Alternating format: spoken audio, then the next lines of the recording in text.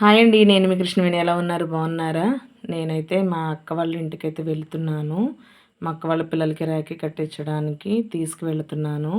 ఇక్కడ నూజివీడులో అయితే రాఖీలు తీసుకున్నాను. ఇంకా బండైతే బస్ స్టాండ్‌లో పార్క్ చేసేసి మేమైతే బస్ ఎక్కి వెళ్తున్నాము. ఎందుకంటే బాగా కొంచెం ఎండగా అనిపించింది. అందుకే బండైతే బస్ స్టాండ్‌లో పెట్టి బస్‌కి వెళ్ళాము. ఇంకా అక్కడ దిగంగానే మా అక్క వాళ్ళ అబ్బాయి వచ్చి పిల్లల్ని తీసుకెళ్ళాడు. నేనైతే కొంచెం దూరం నడిసొచ్చి ఒక వేప చెట్టు కిందైతే కూర్చున్నాను. అంతలోకే మా అన్నయ్య కనిపించాడు. అన్నయ్య వచ్చి ఇంకా నన్ను బండైతే ఎక్కించుకొని తీసుకొని వెళ్ళాడండి. నేను బండెక్కి వెళుతుంటే నేను ఇంకా అక్కడే సెంటర్‌లో ఉన్నాననుకోని మా అక్క వాళ్ళ అబ్బాయి అయితే నా కోసం ఎదురొచ్చాడు.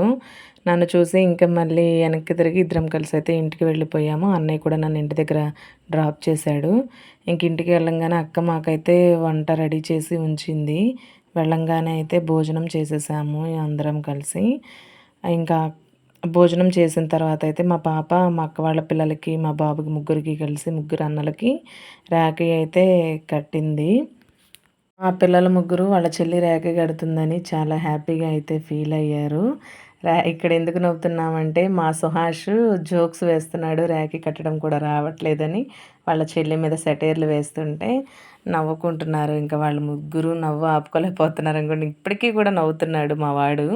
ఇంకా వాళ్ళ అన్నయ్యలకైతే రాఖీ కట్టి వాళ్ళ దగ్గర ఆశీర్వాదం అయితే తీసుకుంది వాళ్ళ చెల్లి.